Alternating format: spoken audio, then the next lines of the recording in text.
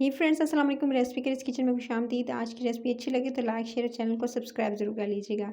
तो इस रेसिपी के लिए बिस्मिल्लाहिर्रहमानिर्रहीम आपको चाहिए सबसे पहले आपने लेना है देसी घी, या आप तेल का इस्तेमाल भी कर सकते हैं। 2 चम्मच मैंने देसी घी लिया है, उसके अंदर एक दरमियाने साइज़ के प्याज का पेस्ट शामिल कर दिया है।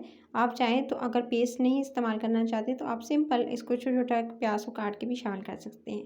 जैसे प्याज का लाइट गोल्डन कलर आएगा, इसको आपने एक धीमी आंच पे कुक करना है ताकि इसका पानी अगर पेस्ट शामिल करें तो ड्राई हो जाए, और अगर आप वैसे प्याज काट के शामिल करें तभी आपने धीमी आंच पे कुक करना है।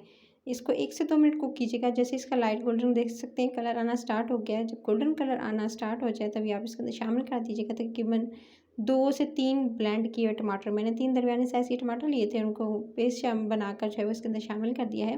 तो टमाटरों का पेस्ट इसके अंदर शामिल कर देंगे। इसको आपने इतना कुक करना है कि जब तक इसका पानी ड्राई नहीं होता। साथ में आप मसाले शामिल कर दीजिएगा।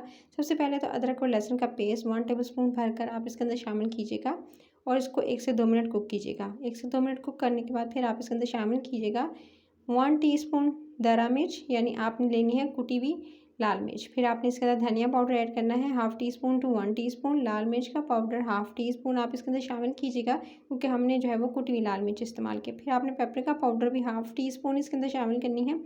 फिर आप इसके अंदर हल्दी आधा टीस्पून टू 1 से 2 चुटकी इस्तेमाल कर सकते हैं। फिर आप भुना हुआ सफ़ेद ज़ीरा इस्तेमाल करेंगे 1 टीस्पून।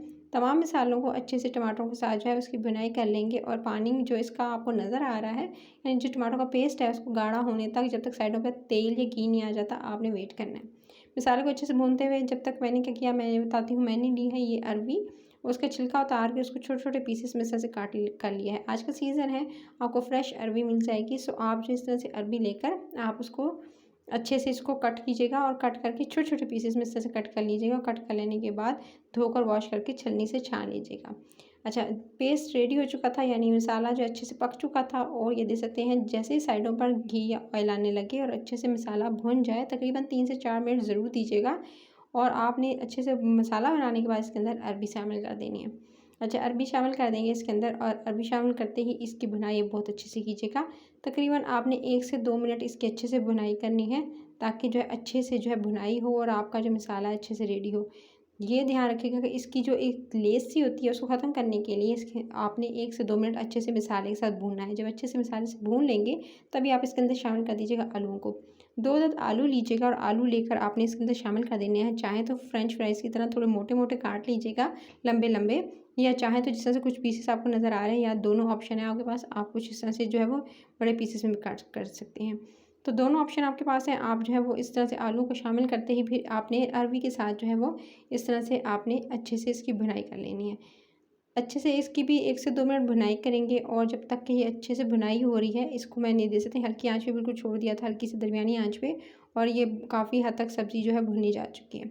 अब इसी स्टेज पर इसके अंदर कुछ मसाले शामिल करेंगे। जैसे ये नमक जो था वो आपने पहले नहीं शामिल किया, तो आप शामिल कीजिएगा। तकरीबन आपने 1/2 टीस्पून टू 1 टीस्पून, जितना हस्ब ज़ायक़ा आप खाने में पसंद करते हैं। फिर आपने गरम मसाला पिसा हुआ 1/2 टीस्पून। फिर आप इसके अंदर चाट मसाला भी शामिल कर दिया। और चाट मसाला शामिल करने के साथ ही फिर आपने इसके अंदर शामिल करना है, थोड़ा सा हाथों से मसल कर आपने कसूरी मेथी 1 टीस्पून के करीब मैंने इसके अंदर शामिल किया कसूरी मेथी। उसके बाद तमाम मसालों को अच्छे से आप जब भून लेंगे, अच्छे से भून लेने के बाद सब्ज़ी के साथ बहुत अच्छे से इसकी भुनाई कीजिएगा। 1 से 2 मिनट भुनाई करने के बाद ये देख सकते हैं मैंने इसको भूनते हुए तकरीबन 1 से 2 मिनट गुजर चुके थे, और अच्छे से जो है वो तकरीबन सॉफ्ट भी हो चुकी है। काफ़ी हद तक इसका जो कलर वो चेंज हो चुका है। अब आपने इसके अंदर पानी शामिल करना है। अच्छा, इसके अंदर जो है 1 गिलास भर कर मैंने पानी शामिल किया है।